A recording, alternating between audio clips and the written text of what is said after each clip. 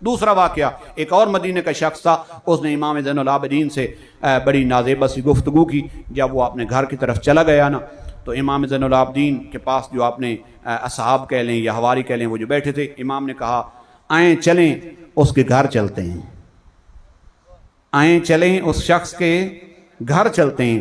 اب یہ اصحاب خوش ہوئے، بھئی چلو امام نے یہاں تو ہمیں اس سے لڑنے نہیں دیا، اب گھر چل کے اس سے بدلہ ہوگا، انشاءاللہ امام اس سے جھگڑا کریں گے اور بدلہ ہو جائے گا، ہم امام کی مدد کریں گے اور اس سے بدلہ لیں گے کہ اس نے ہمارے امام کے ساتھ گستاخی کیوں کی۔ لیکن وہ ساتھ چلنے والے کیا کہتے ہیں، جب امام اس کے گھر کی طرف چلے نا تو رستے میں اسی آیت کی تلاوت کر رہے تھے، وَالْقَاظِمِينَ الْغَيْظَ وَالْعَافِينَ عَنِ النَّاسِ وَاللَّهُ يُحِبُّ الْمُحْسِنِينَ۔ ساتھ چلنے والے کہہ رہے تھے، ہم جو سمجھ رہے تھے وہ نہیں، جب آیت پڑھی تو ہمیں پتہ چلا امام بدلہ لینے کے لیے نہیں جا رہے۔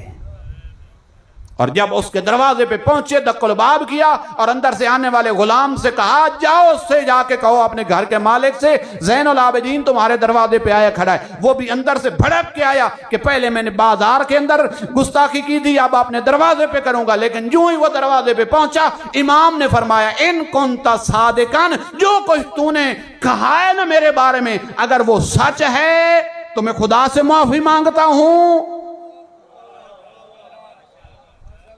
اور اگر وہ سچ نہیں ہے جو تو نے کہا ہے تو پھر تیرے لیے خدا سے معافی مانگتا ہوں۔